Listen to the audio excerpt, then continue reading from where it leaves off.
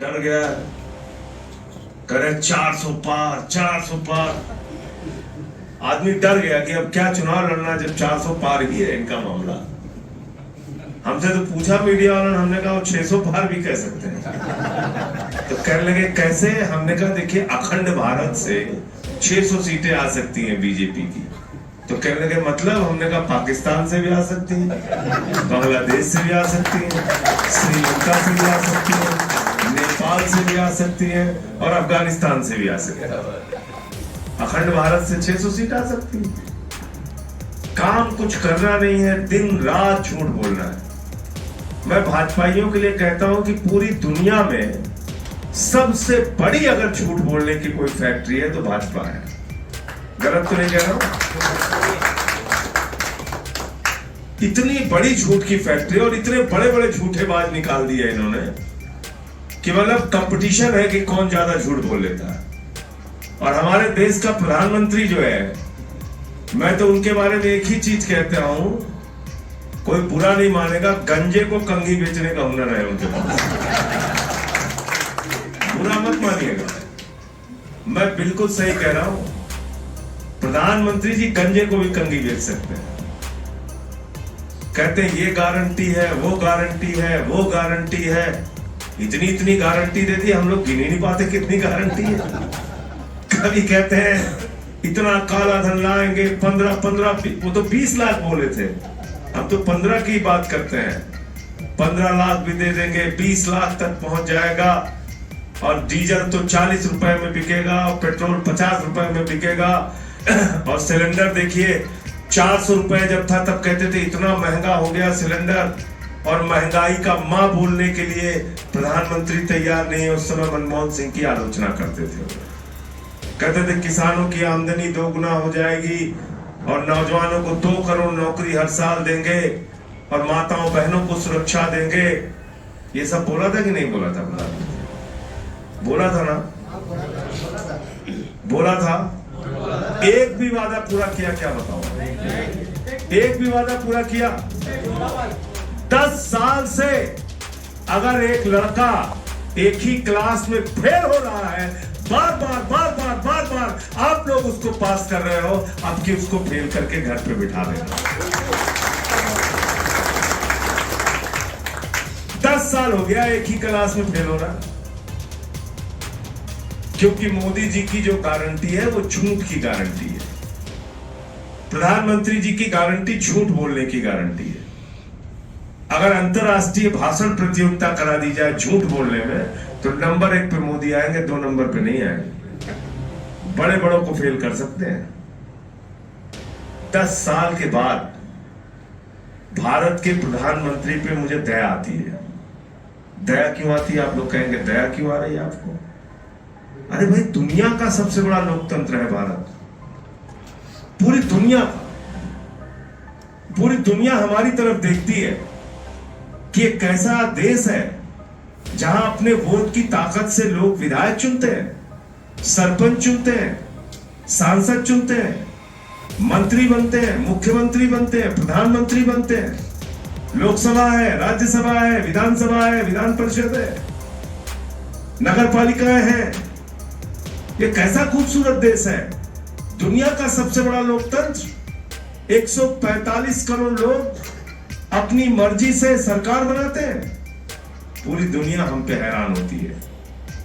और उस दुनिया के सबसे बड़े लोकतंत्र के प्रधानमंत्री को, जिसकी पहचान पूरी दुनिया में धर्मनिरपेक्ष राष्ट्र की है, जिसकी पहचान पूरी दुनिया में विविधता में एकता वाले देश के नाम की है, जिसकी पहचान पूरी दुनिया में हिंदू, मुस्लिम, सिख, ईसाई के भाईचारे के नाम से है, जिसकी पहचान पूरी दुनिया में वसुदेव कुटुंबकम के नाम से है कि हम पूरे विश्व को अपना परिवार मानते हैं। मुझे दया आती है भारत के प्रधानमंत्री पर कि वो 10 साल के बाद भी हिंदू मुसलमान के नाम पर वोट मांगने जा रहे हैं।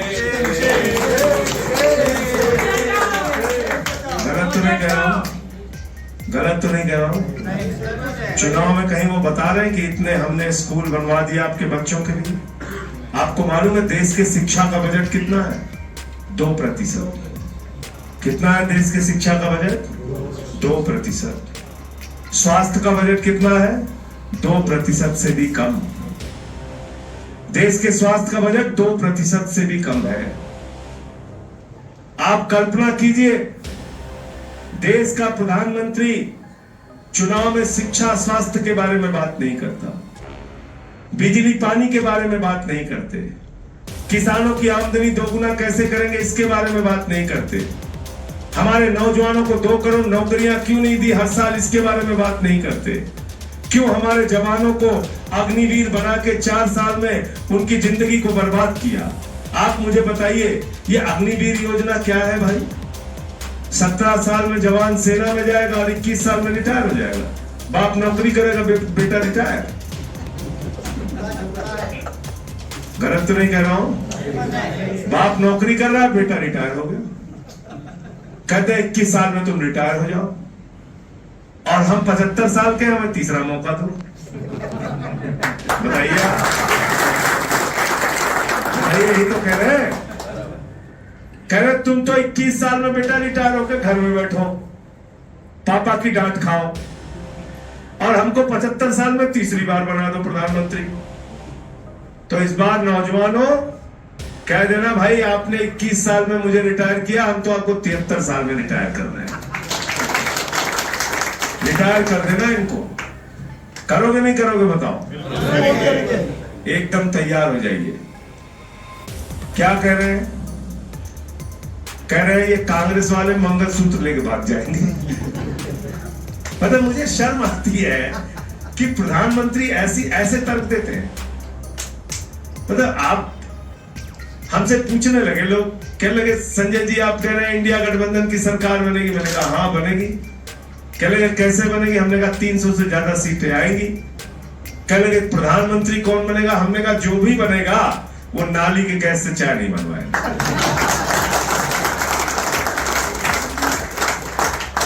पूरे देश का मूड काट रखा है आपने। कभी नाली के गैस से चाय बनवाते हैं, कहीं कोरोना कहते हैं थाली बजा के ठीक कर लो। मैंने तो पार्लियामेंट में कहा था कि मोदी जी अगर कोरोना थाली बजाने से ठीक होता हो, दिया जलाने से, तो मैं घर नहीं जाऊंगा, मैं अपनी पत्नी को बोल दूंगा मैं पार्लियामेंट में रहूंगा, रात भर दिया जला के बैठा रहूंगा। पूरे देश को आपने मूर्ख बना रखा है। चुनाव आता है, वही नकली बातें, मंगलसूत्र लेके भाग जाएंगे। बैठी है बहन जी हमारी, पूछिए आप, 24,000 रुपए तोला था 2014 में सोने का दाम। गलत तो नहीं कह रहा हूं? 24,000 रुपए में 1 तोला सोना मिलता था। आज कितना हो गया? 75,000। तो कौन लेके भागा भाई? कौन लेके भागा मंगलसूत्र? तो मैं तो कहता हूं महिलाओं से, अब की भाजपा वाले वोट मांगने हैं, बेलन लेके दौड़ा लेना, मंगलसूत्र तुम्हें लोगों ने चुराया है। ऐसी झूठी बातें आप करते हैं। शर्म आनी चाहिए भारत के प्रधानमंत्री को।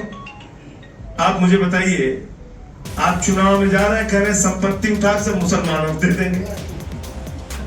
75 साल से देश आजाद है, हमारी कोई संपत्ति मुसलमान नहीं ले पाए।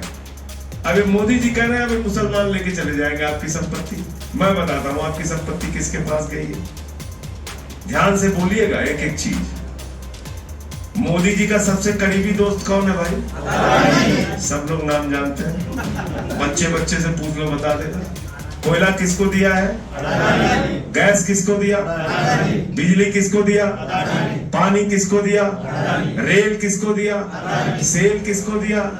सड़क किसको दिया? बिजली किसको दिया? पोर्ट किसको दिया? एयरपोर्ट किसको दिया?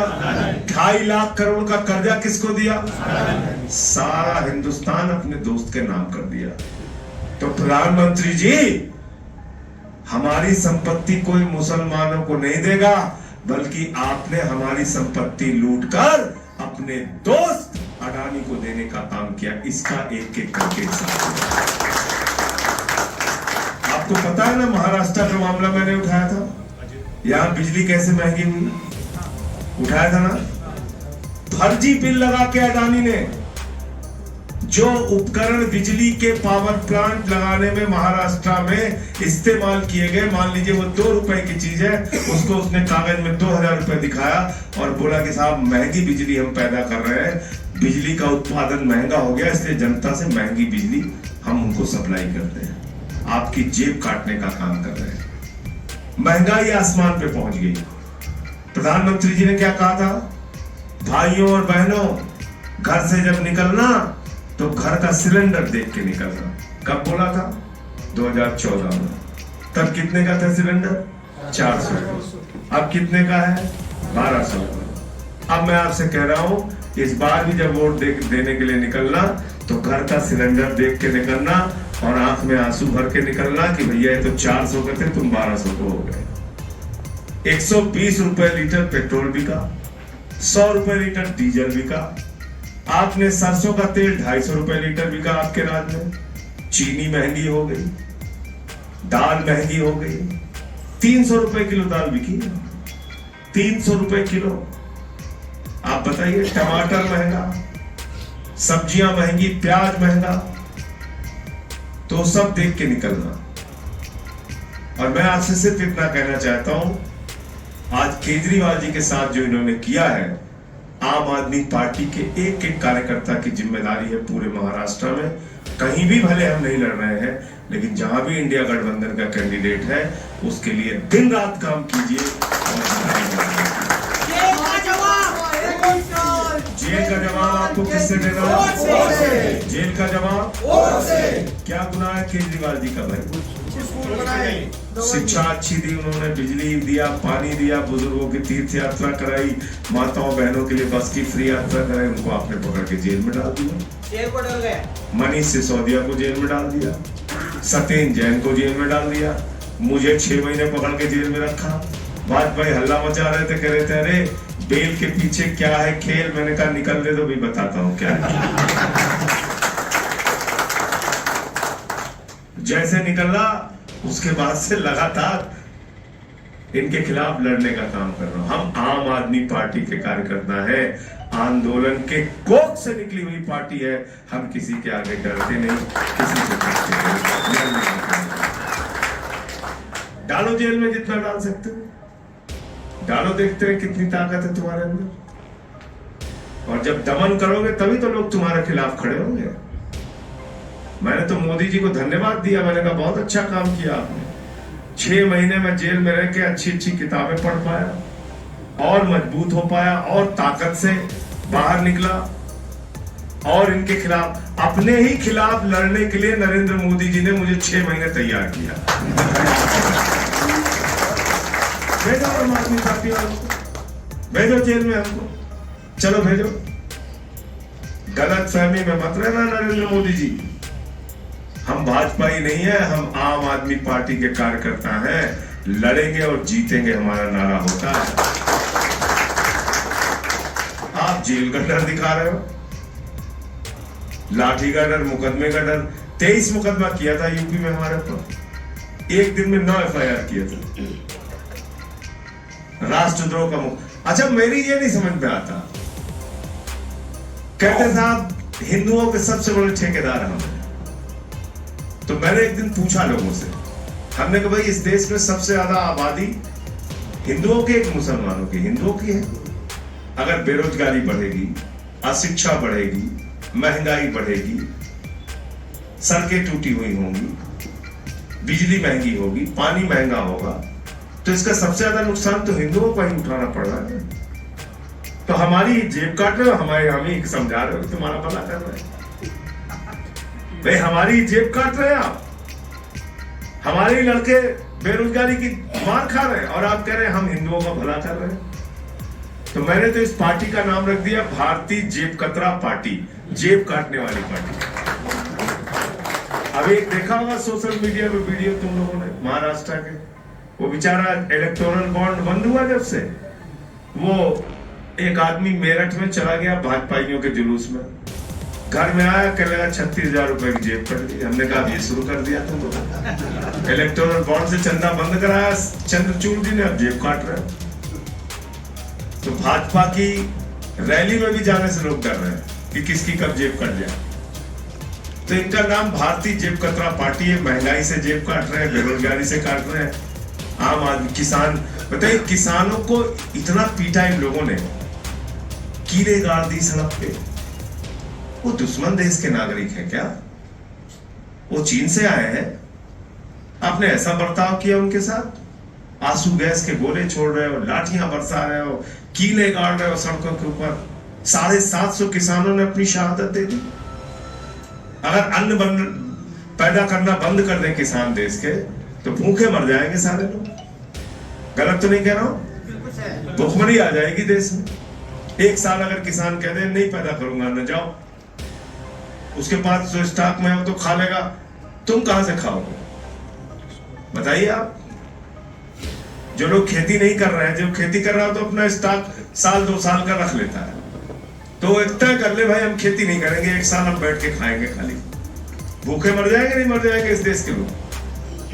बड़ी संख्या में लोगों में भूखमरी पैदा हो जाएगी। इसलिए किसान का, अन्नदाता का सम्मान करना सीखो।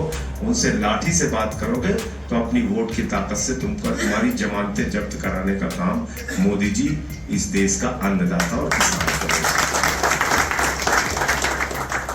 तो मैं ज्यादा लंबी बात नहीं करूंगा, अभी सभा भी है, वहां भी जाना है। महाराष्ट्र के जितने भी हमारे साथी हैं, हमारे मुखिया को जेल में रखा गया है। हम यहाँ भले ही कोई चुनाव नहीं लड़ रहे हैं, जैसे यूपी में भी नहीं लड़ रहा हूँ, लेकिन वहां भी मैं प्रचार करने के लिए जाता हूँ। आपने देखा होगा अखिलेश यादव की सभाओं में और कांग्रेस की सभाओं में मैं गया वहां पे, और अपने कार्यकर्ताओं को मैंने बोला है कि भाई अभी हमारा लक्ष्य है एक तानाशाह सरकार को हटाना। और तानाशाह सरकार में क्यों कह रहा हूं? देखिए, इनको संविधान में आस्था बिल्कुल नहीं है। पूरा देश बाबा साहब डॉक्टर भीमराव अंबेडकर के संविधान को मानता है, भाजपा वाले भागवत के संविधान को मानते हैं। और भागवत का संविधान क्या कहता है? आरक्षण खत्म होना चाहिए। मैं वो वीडियो दे दूंगा संदीप देसाई जी को, हर मोबाइल में उसको पहुंचाओ।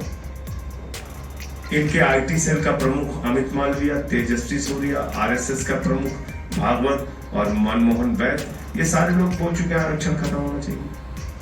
तो इस देश का संविधान खत्म करेंगे ये लोग। लल्लू सिंह ने कहा अयोध्या के प्रत्याशी ने 400 सीट चाहिए, संविधान बदलना है। ज्योति मिर्धा हो, अरुण गोविल हो, अनंत हेगड़े हो, सब कह रहे हैं 400 सीट चाहिए, संविधान बदलना है। संविधान बदलेंगे, आरक्षण खत्म करेंगे और वोट की ताकत खत्म करेंगे।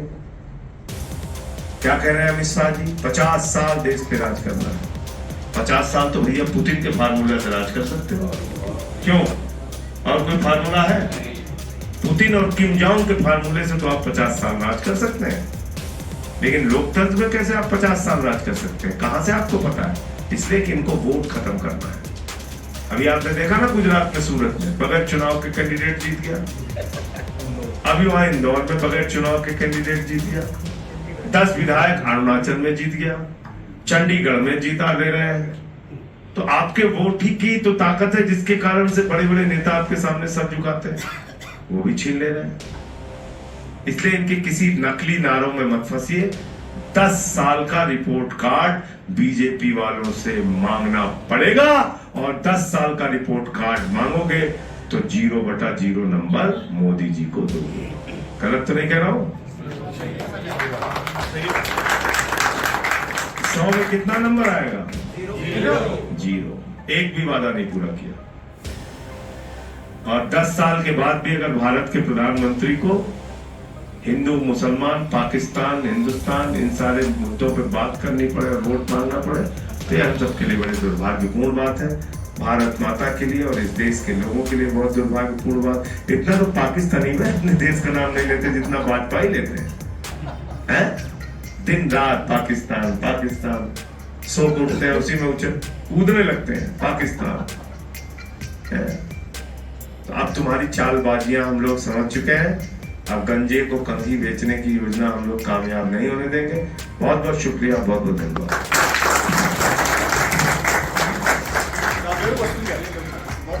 समारोप पकडू आपण